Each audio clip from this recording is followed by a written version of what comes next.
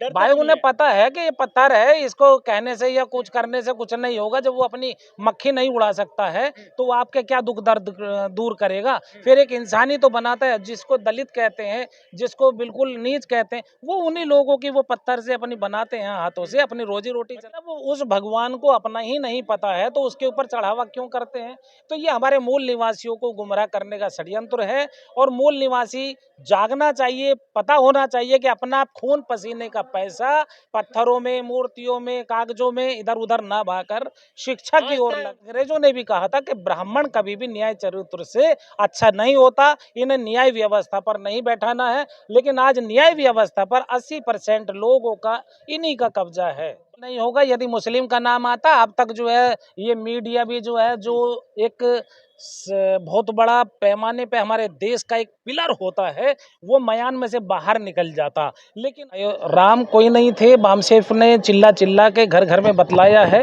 राम जो एक षड्यंत्र तो ये है, यदि ब्राह्मण वर्ग का कोई बच्चा और कुछ शरारत कर दे उसे कहेंगे शरारती है। और यदि पिछड़ी जाति का या अनुसूचित जाति का या जनजाति का या माइनॉरिटीज का यदि कोई छोटा सा बच्चा हरकत कर दे उसे कहेंगे ये आतंकवादी बनेगा। बड़े पैमाने पर चंदा भी आया, लेकिन उस चंदे में सेंध लगा दी गई है, उसमें जो है गबन कर लिया गया है करोड़ों रुपए का। पूरे मामले को आप किस तरह देखते हैं? देखिए, ये तो एक षड्यंत्र है, क्योंकि जो सच्चाई है इतिहास से उससे बरगलाया जा रहा है। कोई नहीं थे, बामसेफ ने चिल्ला चिल्ला के घर घर में बतलाया है। पुष्पमित्र शुंग एक षड्यंत्रकारी हुए हैं, जिन्होंने मौर्य काल का, मौर्य वंश का ही नहीं, मूल निवासियों का सत्यानाश करने के लिए ये षड्यंत्र रचा था। जो अयोध्या यानी कि बिना युद्ध किए हुए जीती हुई नगरी है और उसका नाम पहले साकेत था। तो ये एक बहुत बड़ा षड्यंत्र है। और जब देश लूटा जा रहा है, कभी राम के नाम पे, कभी भगवान के नाम पे, कभी किसी के नाम पे, और जब ये राम का एक नाम यदि लेते हैं तो वही षड्यंत्रकारी का एक चेहरा सामने आता है कि पुष्पमित्र शुंग। तो वो शुंग वंश का आया यहाँ पर। ऐसे ये वर्ण व्यवस्था का षड्यंत्र है। आज जो है ना, वर्ण व्यवस्था लाने के लिए लोगों को, जो मूल निवासी हैं, उनको पूरी तरीके से झकझोर करके उन्हें त्राही त्राही पैसे से, चीज़ों से मोहताज करने का षड्यंत्र है और कुछ नहीं है। ये अपना देखिए, जब चोरी हो गई करोड़ों रुपए की, अरबों रुपए की, तो उसके बारे में क्यों नहीं बात करते हो, क्यों नहीं उसकी जांच करते हो। तो जांच होनी चाहिए, लेकिन जांच ना हो करके उसको ये ऐसे बर्बाद कर रहे हैं रास्तों को। लोगों के जवाब तक नहीं है इनके पास में देने के लिए। लेकिन जब महंगाई और बेरोजगारी की बात करते हैं, युवाओं के भविष्य की बात करते हैं, उसके लिए इनके पास टाइम नहीं है। और इनके पास में टाइम नहीं है अभी उसको, जो एक सबसे सीनियर, जो सुप्रीम पावर है हमारे देश की, सुप्रीम कोर्ट, सीजीआई, हमारे युवाओं को, जो बेरोजगार हो गए हैं या पढ़े लिखा वर्ग है, शिक्षित, उसको कॉकरोच बोल देते हैं। और इतना जाहिल पना है हमारे देश में, जो हमारा मूल निवासी वर्ग है अपने आप को कहते हैं हाँ हम कॉकरोच हैं। अरे हमें कभी राक्षस कहा गया, कभी दलित कहा गया, कभी हम लोगों को अछूत कहा गया, कभी पिछड़ा कहा गया? क्यों भाई? जब हम यहाँ के हुक्मरान कौम हैं, 80% नहीं 90% है, 91% है, और जो विदेशी हैं वो आज यहाँ हुक्मरानी कर रहा है। अफसोस की बात है कि हमारे वर्ग को, हमारे लोगों को, मूल निवासी को, जो यहाँ का हुक्मरान है, बादशाह है, उनकी यही ज़मीन है, उनको ही कभी कॉकरोच, कभी जो है छोटे छोटे मंदबुद्धि, कभी कुछ कहा जाता है। षड्यंत्र तो ये है, यदि ब्राह्मण वर्ग का कोई बच्चा और कुछ शरारत कर दे उसे कहेंगे शरारती है। और यदि पिछड़ी जाति का या अनुसूचित जाति का या जनजाति का या माइनॉरिटीज का यदि कोई छोटा सा बच्चा हरकत कर दे उसे कहेंगे ये आतंकवादी बनेगा। षड्यंत्र फैलाया जा रहा है। देश में मंदिर में जो गबन का है वो चल रहा है आज। हाँ। उसमें जो है एसआईटी गढ़ती गई, उसमें 7-8 भाई ये लोगों कुछ को नहीं होगा यदि मुस्लिम का नाम आता। अब तक जो है ये मीडिया भी जो है, जो एक बहुत बड़ा पैमाने पे हमारे देश का एक पिलर होता है, वो मयान में से बाहर निकल जाता। लेकिन उस ब्राह्मण वर्ग का जो षड्यंत्र है, जो 3% के मनुवादी लोग हैं, उनका इसमें झोला आ रहा है, इसलिए वो सब जो है चुपचाप से मिल गई चंपत राय। भाई सबसे ये ऐसे ही करेंगे और कुछ नहीं होगा, क्योंकि ये पैसा है। हमारा मूल निवासी को समझना होगा कि शिक्षा के बिना हम लोग कुछ नहीं है। डॉक्टर बाबा भीमराव अंबेडकर साहब ने कहा है, उनका कोटेशन है, शिक्षित करो, संगठित करो और संघर्ष करो। लेकिन आज देखिए कि लोगों को गुमराह करके बदतमीजियों से उनको हमारे देश की हरियाली खत्म की जा रही है। हमारे देश का मैं मुद्दे से नहीं, मैं आपको वहां ला रहा हूँ। ये जो मंदिर में गबन हुआ है, हाँ, इसमें जो है एक ही जाति के लोग क्यों हैं? इसमें कोई मुसलमान नहीं है, कोई दलित नहीं है। यही तो मैं समझाने की कोशिश कर रहा हूँ मान्यवर, कि हमारे देश में जिसका हक अधिकार है उसको नहीं लाया जा रहा। ये एक जो सीजेआई थे उनको भी डरा धमका करके या उनको राज्यसभा का सांसद बना करके इन्होंने वो अपने पक्ष में न्याय, अंग्रेजों ने भी कहा था कि ब्राह्मण कभी भी न्याय चरित्र से अच्छा नहीं होता, इन्हें न्याय व्यवस्था पर नहीं बैठाना है। लेकिन आज न्याय व्यवस्था पर 80% लोगों का इन्हीं का कब्जा है। हजारों का गबन किया गया, हजारों करोड़ का, जब से मंदिर निर्माण अरे भाई तो ये यार ये तो अपना षड्यंत्र रचा रहे हैं। एक पत्थर में कहते हैं प्राण प्रतिष्ठा कर देंगे, और वो प्राण प्रतिष्ठा कहाँ गई? अरे जब वो प्राण प्रतिष्ठा है क्या है, तो ये लोगों को गुमराह क्यों कर? वो उस भगवान को अपना ही नहीं पता है तो उसके ऊपर चढ़ावा क्यों करते हैं?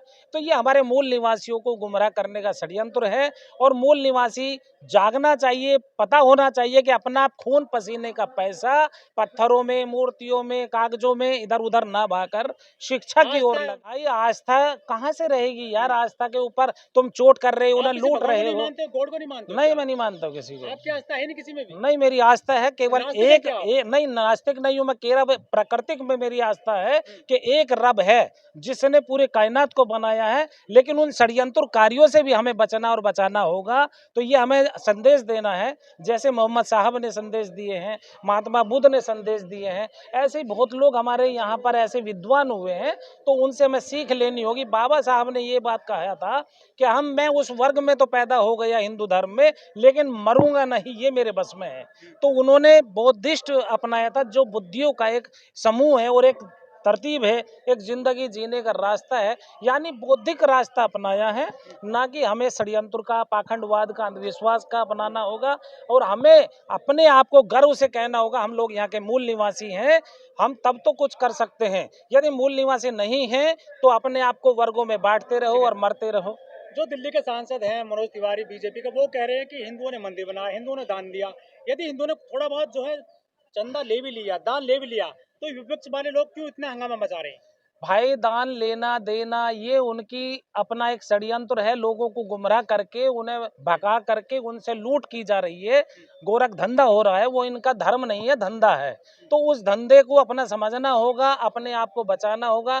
शिक्षित बनो, शैक्षणिक और वैज्ञानिक दृष्टिकोण पे आइए और जो सच है उसको मानिए और उसके ऊपर चलिए। अपने देश को बचाइए, अपने आने वाली नस्लों को बचाइए। अदरवाइज आने वाला वक्त आपका और हमारा गुलामियत की ओर होगा। मछलियां को क्लीन चिट मिल गई है, उनको जो है बचा लिया है। भाई वो तो जब ये देखिए शासन सत्ता क्या है, लोकतंत्र क्या है, संवैधानिक पदों पर बैठ करके जो गबन करा रहे हैं, संविधान की धज्जियां उड़ा रहे हैं, ये उन्हीं के हाथ में है और कुछ नहीं है। ये उन्हीं का षड्यंत्र रचाया हुआ है और वो रच रहे हैं। और देखिए जब वो ऐसी जगह लूटखोरी कर रहे हैं तो वो भी समझिए कि आज हमारे देश को जो सरकारी तंत्र है उसको निजीकरण कर दिया है और ये लूट मचा रहे हैं। 100 से ज्यादा अरबों रुपया, करोड़ों रुपया बेच कर लूट करके अपने लोगों को ये लोग विदेशों में स्थापित कर रहे हैं।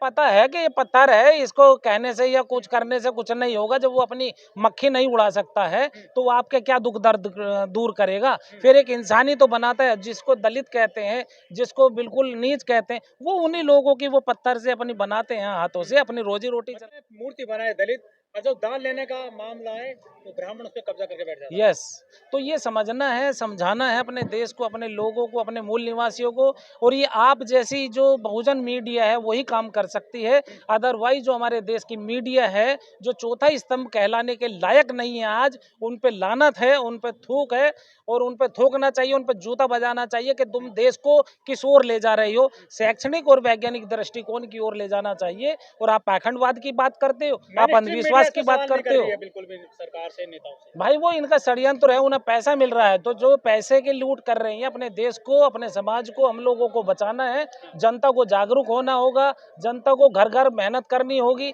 जब आज ये शासन सत्ता पर बैठ करके 24 घंटे ड्यूटी दे रहे हैं कि लोगों को गुमराह कैसे करना, बहन बेटियों को कैसे गुमराह करना है, तो उनसे हमें बचना और बचाने के लिए इस प्रयास को, अथक प्रयास में अपने आप को जागना जगाना होगा। और आप जैसे लोगों का मैं सलूट करता हूं कि आप जैसे लोग रात दिन मेहनत करके हमारे समाज को जागने और जगाने का प्रयत्न कर रहे हैं, तो इसमें आप लोगों की अहम भूमिका है।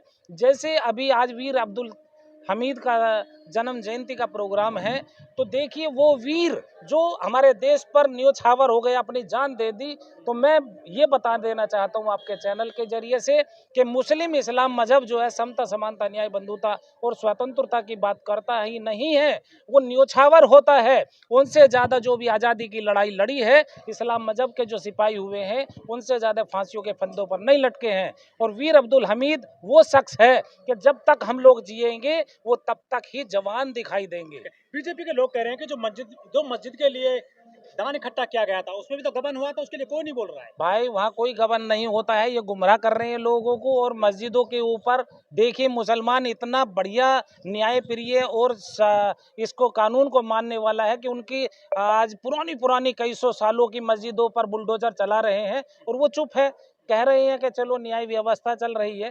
तो वो हमेशा न्याय प्रिय रहा है और ये षड्यंत्रकारी है और ये देश को बर्बाद कर रहे हैं। अपने देश को बचा लो, जाग जाओ, इसमें कुछ नहीं रखा, ये धर्म नहीं धंधा है, इससे बच जाओ, अपने धंधे को बचा लो, अपने कामों को बचा लो, आने वाला वक्त उसको बचा लो। नहीं तो आपकी और हमारी नस्लें कहेंगी कि हमारे बाप दादा तो आज़ादी में जी लिए और हमें गुलाम बना के छोड़ गए। अफसोस की बात है, शैक्षणिक और वैज्ञानिक दृष्टिकोण अपनाएं, पाखंडवाद अंधविश्वास को छोड़ दें, भाईचारा कायम करें। कोई किसी का कुछ नहीं है, यदि चाहिए तो ब्लड का डीएनए टेस्ट हो और जो यहाँ का मूल निवासी है वो राज करेगा और जो विदेशी है उसको बाहर जाना पड़ेगा। जय इंसान, जय विज्ञान, जय भारत, जय संविधान दोस्तों।